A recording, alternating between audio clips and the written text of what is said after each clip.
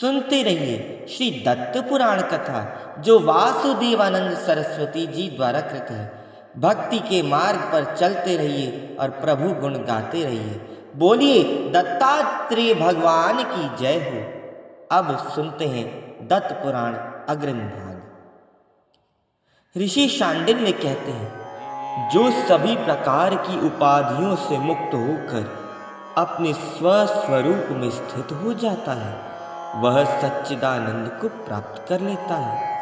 किंतु जो भक्ति से रहित होकर मन के वश में रहते हैं, उनके लिए यह शरीर दुखदायी हो जाता है।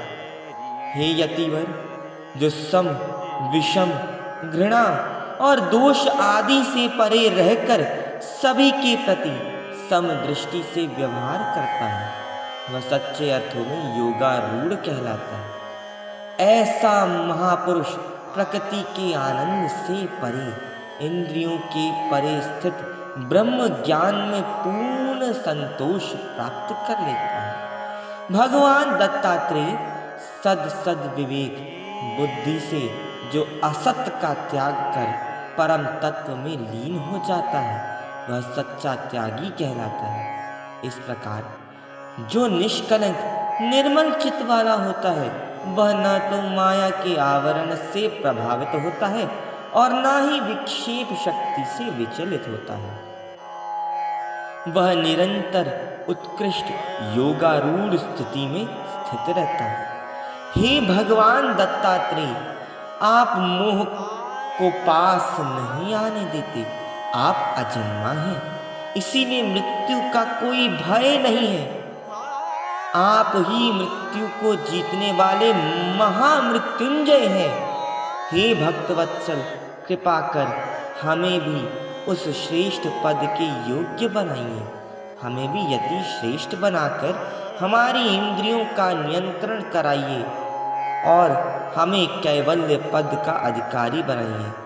आपके निरंतर स्मरण से मन में अजपा जप की भावना उत्पन्न होती है।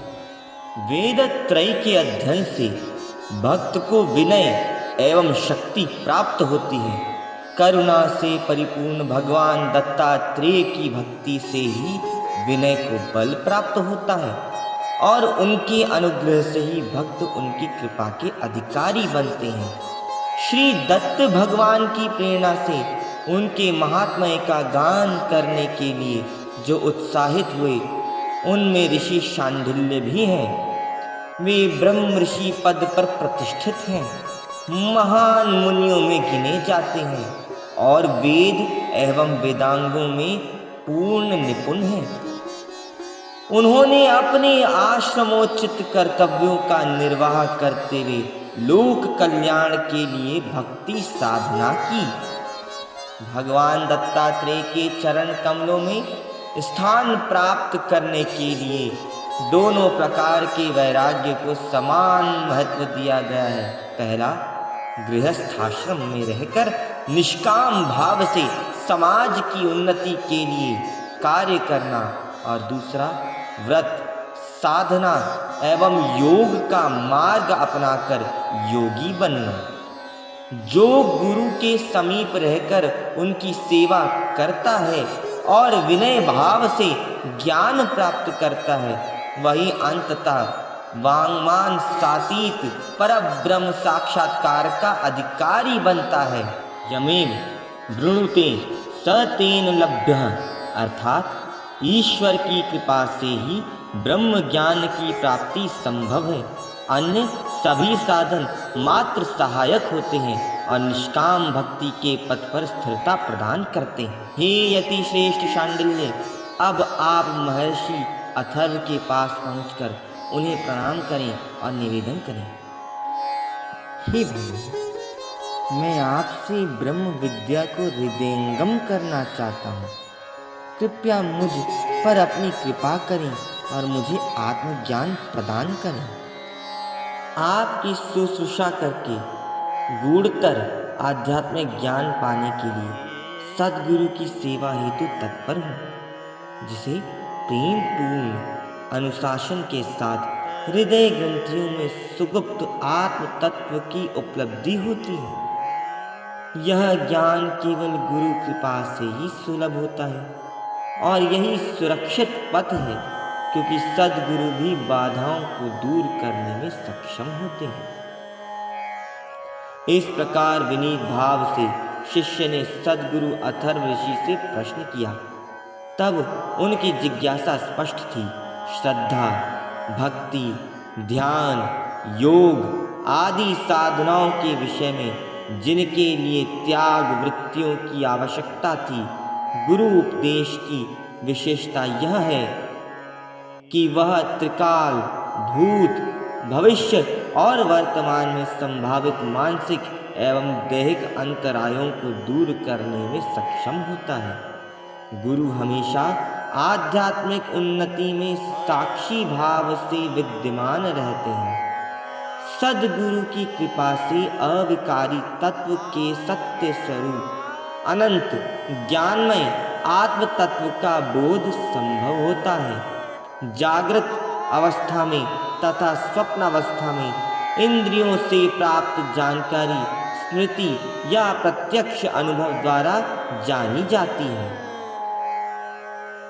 सुषुप्त अवस्था में तमोगुण का प्रधान होने के कारण इंद्रियों से भिन्न होते हुए भी स्मृति का विषय नहीं बनता, किंतु उसका कारण अवश्य रहता है।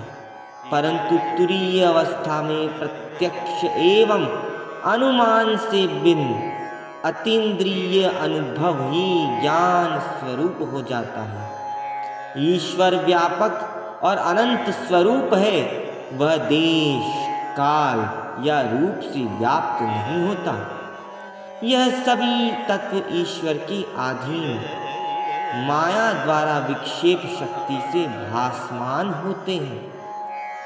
समाधि में ज्ञाता, ज्ञेय और ज्ञान, ध्यान, ध्याता तथा ध्यान से ये सभी एक रूप हो जाते हैं, जिससे उनमें पृथक ज्ञान नहीं रह जाता।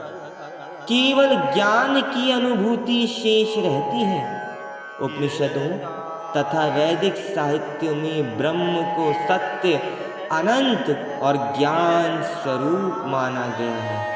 वह एकमेव अद्वितीय तथा भेद रहित बताया गया है।